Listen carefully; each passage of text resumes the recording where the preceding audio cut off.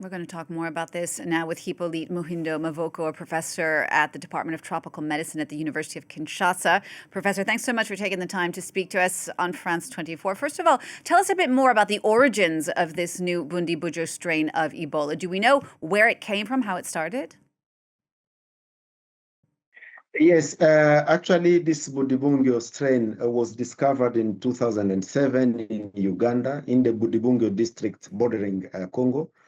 And in 2012, we had in DRC the very first outbreak involving Bundibugyo in the province of Huele, not far from where the current outbreak is occurring.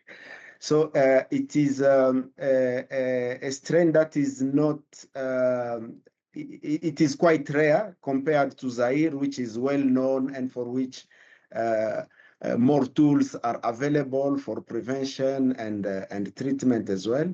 So this is the second time we are having this outbreak. Let's talk a bit more about how then human infection takes place.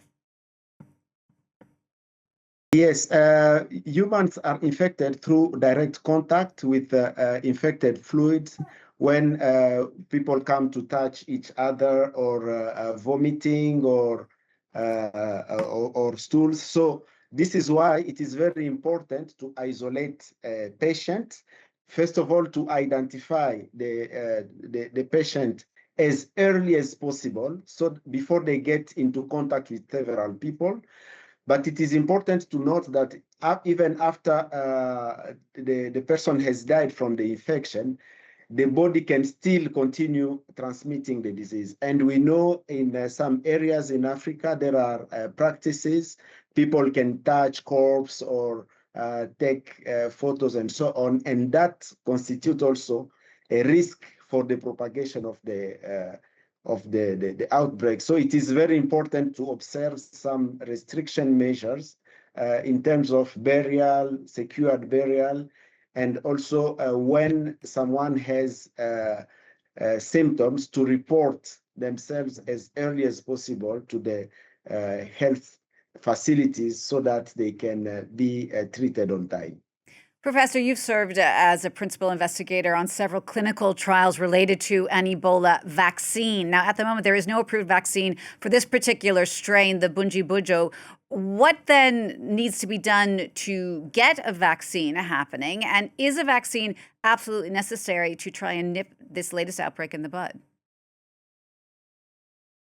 Yes, vaccines are important tools that can help to stop down, to control outbreaks, but it is not mandatory. As it was said, this is the 17th outbreak that the DRC is facing. I think the 10 first was controlled with no vaccine at all, but vaccines are good to speed up the containment measures. So now I think it is high time to accelerate the research agenda. As I said it, we saw with previous outbreaks that the speed to develop vaccines can be very high when certain circumstances are there. We saw it with COVID-19, and recently we saw it with Mpox.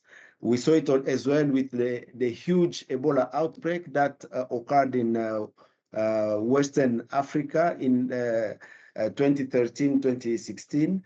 So now I believe there will be a push forward in the development of vaccines, and research is a very important component for outbreak controls.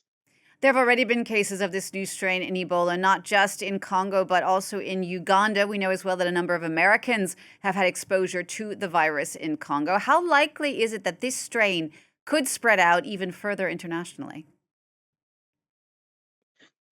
Yeah, the risk is there because of the population movement, but it can be reduced by strict health controls on borders, not only between countries, but also people moving from and to the affected areas.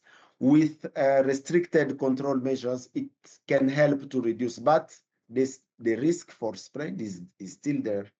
Indeed. And of course, the outbreak began in an area of the eastern DRC that's already been ravaged by conflict. There are several security issues, a lot of people moving around trying to escape the violence. Has that added extra challenges to try and managing this outbreak? Yes, it did. And actually, that contributed to delaying the identification of the outbreak because cases have been occurring in areas that are hard to reach with security issues. But I think this could be also a high time to plead for, to push the peace agenda, the security agenda, so that the people who have gone to the field can move easily and have possibilities to track the contact and identify the cases and isolate them. So it is very important that patients are diagnosed as early as possible, put on quarantine, and also the contact tracing must be done. And for that, we need peace and security.